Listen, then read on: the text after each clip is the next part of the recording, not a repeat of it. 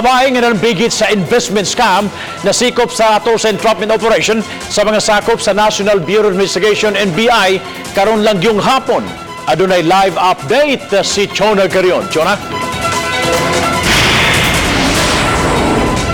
Yes, baba na karon sa kustodiya sa NBI 7 ang 41 anyos kasi Michelle Aguila, taga Tipolo, Mandawi City. Kinihuman Bob na sikop sa entrapment operation sa mga sakop sa NBI 7 sud sa usa ka mall nga nahimutang sa May Fuente Osmeña ning dakbayan sa Sugbo alauna karong hapon. Complainant mang usa ka administrative assistant sa usa ka dakong universidad ning dakbayan diin mo invest ang complainant unta og 100,000 pesos. Modus ni Aguila mao ang pag-inganyo sa iyang mga biktima nga mo invest sa iyang negosyo.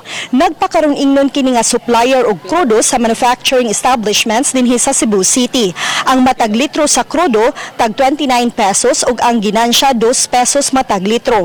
Matud ni NBI 7 Special Investigator Bienvenido Panican, agent on case nga nalambigit na kaniadto pa sa investment scam si Aguila sa nagkalain-laing dapit as far as Negros Occidental.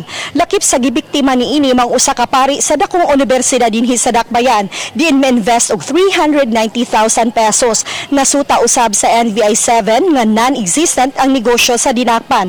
Upat na ka-complainant ang midangup sa NBI 7 diin kapin 2 million pesos na ang na-invest. Nanawagan ang NBI 7 sa mga nabiktima paniining suspect sa pagdangup sa ilang buhatan. Gisuwayan nato pagkuha og reaksyon ang dinakpan apan nagdumili kini pagluwat og pamahayag. Kasong estafa ang atubangon ni Aguila. Bob? Thank you so much, Chona Garion, sa imong live report.